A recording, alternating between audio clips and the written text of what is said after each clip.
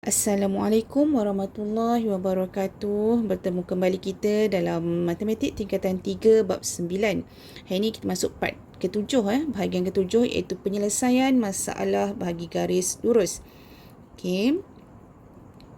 Standard pembelajaran hari ini menyelesaikan masalah yang melibatkan garis lurus. Okey, sebelum ni kita dah belajar tentang garis lurus. Persamaan garis lurus adalah Y sama dengan MX tambah C. Okey, soalan. Ini adalah contoh 17 dalam buku teks. Okey, dia kata rajah di sebelah menunjukkan segi empat selari PQRS. Okey, bila dia bagi tahu segi empat selari, so kita tanda. Apa yang dimaksudkan dengan selari? Selari ni kita tengok PQ. So PQ ni selari dengan SR. Okey, PS selari dengan QR. Itu selari. Bila ada garis yang selari, apa yang sama? Kecerunan adalah sama.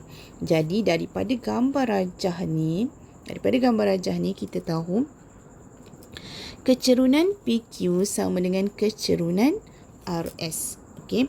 So kecerunan, apa dia punya simbol? Ialah M. M PQ sama dengan M SR. Okey. Lagi satu, MPS sama dengan MQR. Okey, M adalah simbol untuk kecerunan. Tu kena ingatlah, apa sahaja garis yang selari, yang sama adalah kecerunan. Kecerunan je ya. Persamaan garis lurus kita ialah Y sama dengan MX tambah C. Jadinya yang sama adalah kecerunan. C tidak sama. C ialah pintasan Y. Okey. So daripada maklumat lagi diberi bahawa kecerunan SR ialah 1/2. Okey, dia kata SR ni kecerunannya adalah 1/2. So kecerunan SR ni 1/2. Sini 1/2, maka PQ pun 1/2. Okey. Dan pintasan Y garis lurus PS ialah negatif 4. Okey. Dia kata PS ni pintasan Y-nya adalah negatif 4. So kat mana negatif 4 tu? Dekat sini, dekat T ni. T ni adalah negatif 4. Dia punya nilai Y. Maka koordinat T ialah sifar negatif 4. Okey, itu maklumat yang diberi dalam soalan. Okey, so soalan yang pertama, A, tentukan nilai H. Ini adalah H. Kita nak tentukan nilai H. Macam mana nak cari nilai H? Kita kena tengok apa maklumat yang kita dapat. Kita tengok PQ. Okey, ini garis PQ. Daripada PQ, apa yang kita dapat tahu? Kita tahu dia punya kecerunan. Kecerunan PQ adalah 1/2.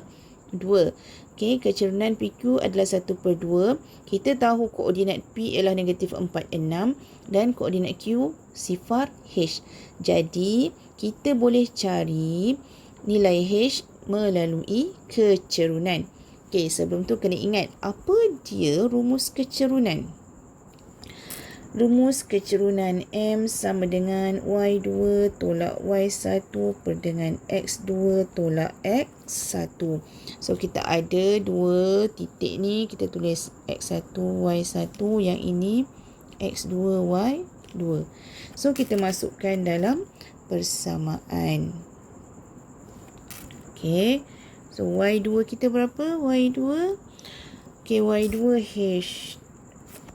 Sorry sekejap Okey, Y2 H tolak Y1 6 per dengan X2 sifar tolak X1 negatif 4. Okey, sama dengan berapa tadi? Kecerunannya adalah 1/2. So, kita kira lah. H tolak 6 per dengan, ni jadi positif 4 sama dengan 1/2. Okey. H tolak 6 sama dengan 1/2.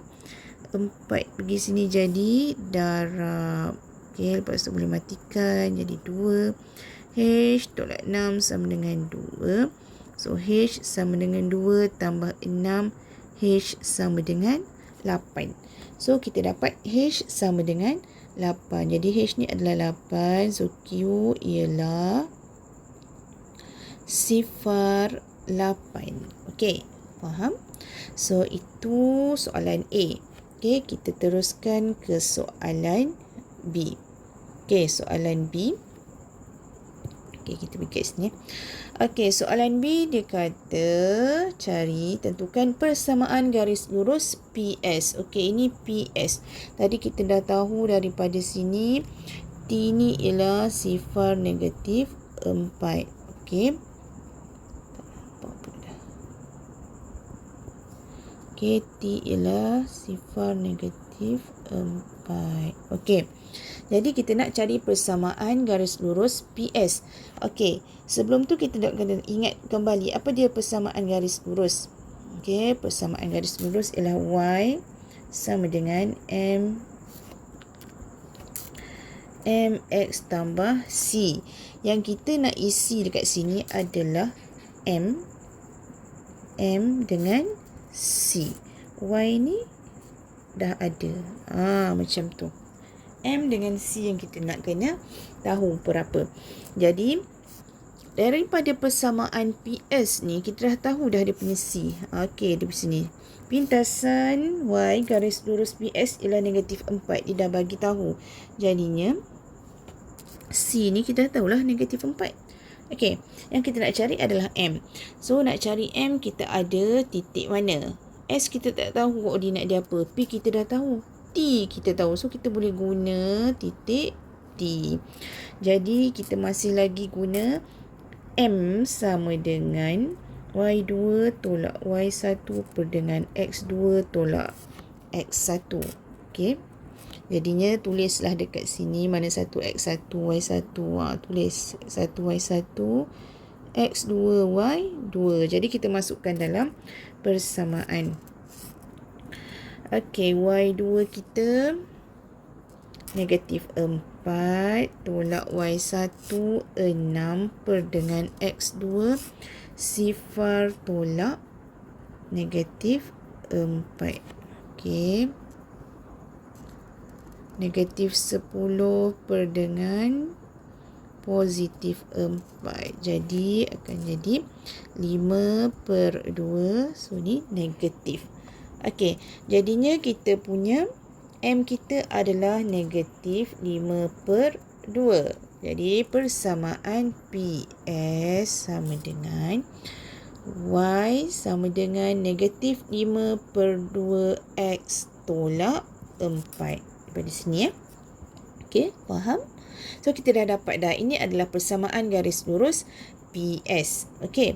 Soalan C, kita nak tahu pintasan X bagi garis lurus PS. Apa yang dimaksudkan dengan pintasan X? Okey, titik yang berada pada paksi X.